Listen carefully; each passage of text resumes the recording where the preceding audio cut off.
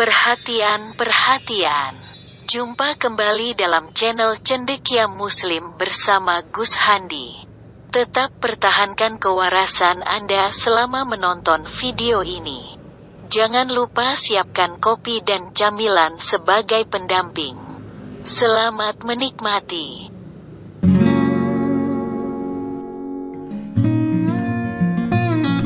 Assalamualaikum warahmatullahi wabarakatuh. Berjumpa kembali di channel Cendekia Muslim.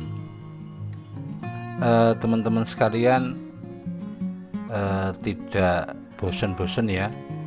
Sengaja memang aku mengikuti kehidupannya si Saifuddin Ibrahim ya.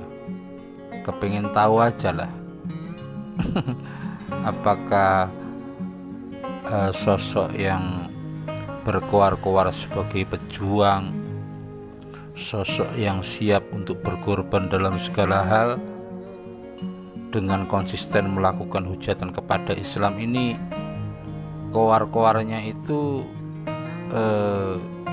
selaras dengan ketegarannya, ketabahannya, kekuatan batinnya atau enggak gitu ya.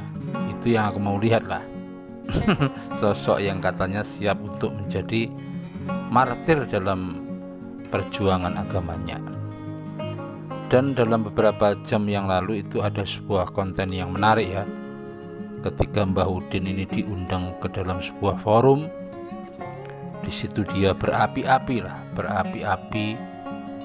ya, kemungkinan maksudnya untuk mencari dukungan atau mencari support, dukungan dalam berbagai hal ya. Dan mungkin salah satunya nggak lepas dari donasi lah, itu mungkin salah satunya. Tetapi seperti apa konten dari Mbah Udin yang akan kita analisa, mari kita saksikan video berikut.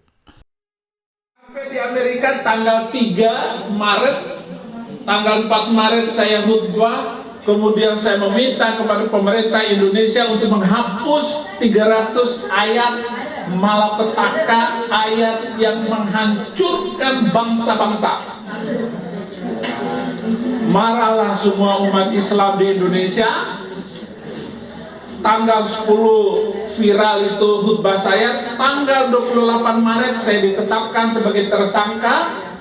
Rumah saya di Indonesia itu didatangi oleh polisi, adik-adik saya yang ada di mana-mana dikejar oleh polisi, ditanya.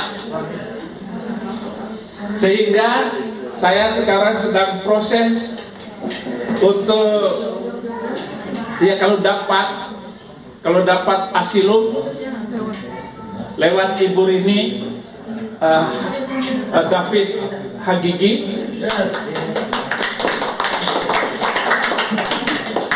Doa, kalau ditolak saya kembali ke Indonesia dan pasti mati, karena mereka benci sekali dengan Saifuddin Ibrahim. Dan saya sudah memberikan seluruh hidup saya untuk Kristus. Bagiku hidup adalah Kristus, mati keuntungan. Saya sudah menyatakan 4 Maret 2006. Jadi bulan Maret itu bulan kenang-kenangan semua. Istri saya lahir bulan Maret. Ini juga Maret Agustus.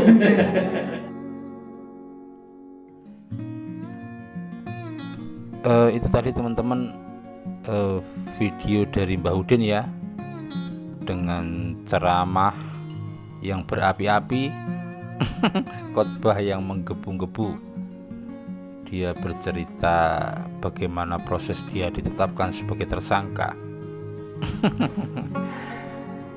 Kemudian sekali lagi ya, tidak lepas dari misi dia untuk meminta penghapusan 300 ayat Al-Quran di Indonesia.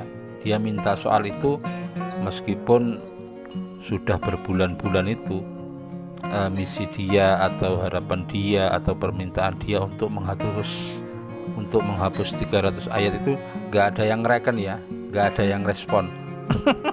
Jangankan satu ayat, satu titik, satu harokat aja gak ada yang respon gitu loh. Kasihan betul Mbah Udin ini. Kemudian di penghujung ceramahnya ya, di penghujung kicauannya itu dia meminta dukungan karena dia sekarang ini lagi mengurus suaka ya, suaka atau asilum, yang dalam pengertian sederhana dalam hukum internasional itu ya, suaka itu seperti apa ya, pemberian atau penganugerahan perlindungan hukum oleh suatu negara kepada warga negara asing karena adanya faktor yang membahayakan ya, seperti konflik, perang, atau mungkin seperti ancaman pembunuhan yang mengancam keselamatannya di negara asalnya. Asilum seperti itu. Dan Bahudin ini lucu sekali ya, ketika di akhir ceramahnya itu dia mengatakan ya, ini bagiku fitnah bagi bangsa Indonesia ya, seolah-olah dia nanti kalau permohonan suaka itu ditolak oleh Amerika, dia ke Indonesia akan mati begitu. Akan mati. Dan yang lucunya dia sambung, tidak masalah kalau seperti itu, karena hidup adalah Kristus dan mati adalah keuntungan. Dan yang sangat mengherankan, kalau memang mati itu adalah keuntungan, kenapa dia menghindar dari keuntungan?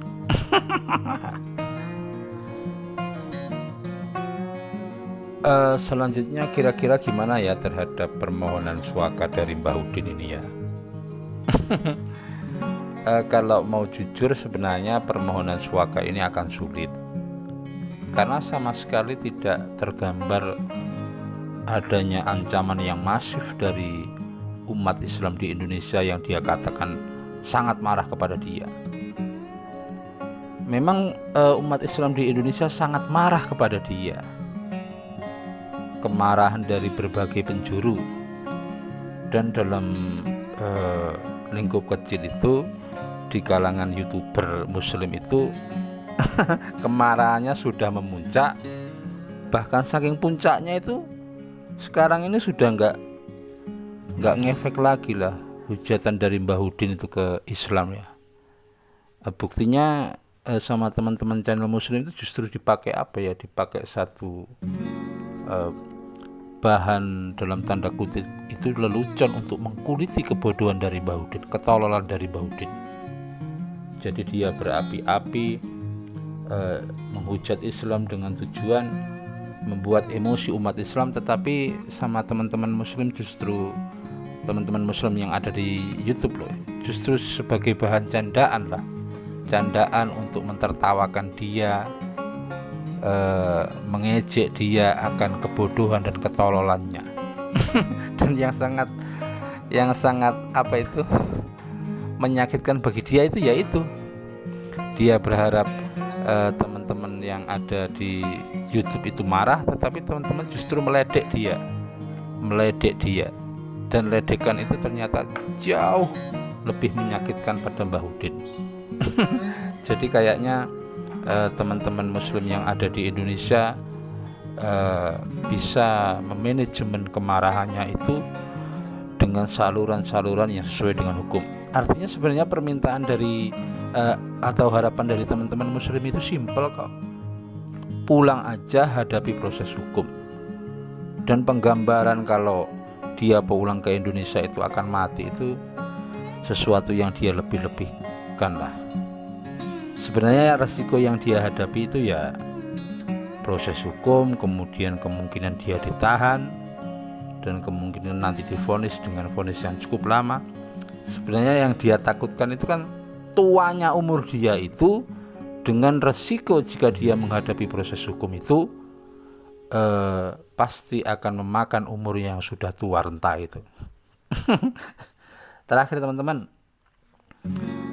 ya aku nggak tahu lah apakah permohonan suaka itu dikabulkan atau enggak. Kalau menurutku sih sebenarnya kalau kita lihat secara objektif itu akan sulit suaka itu untuk dikabulkan. Tetapi kadang-kadang memang dalam pengurusan sesuatu itu ya kadang-kadang ada jalur lintasan lah yang kita mungkin tidak tahu soal itu.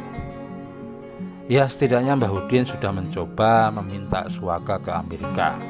Kalaupun tidak bisa meminta suaka ke Amerika, aku kasih saran ya, yang kemungkinan besar akan cocok bagi Mbah Udin, yaitu mohon aja suaka marga satwa di ujung kulon Banten. Itu aja teman-teman yang bisa aku sampaikan. Terima kasih atas atensinya. Kurang lebihnya mohon maaf. Billahi taufiq wal hidayah. Assalamualaikum warahmatullahi wabarakatuh.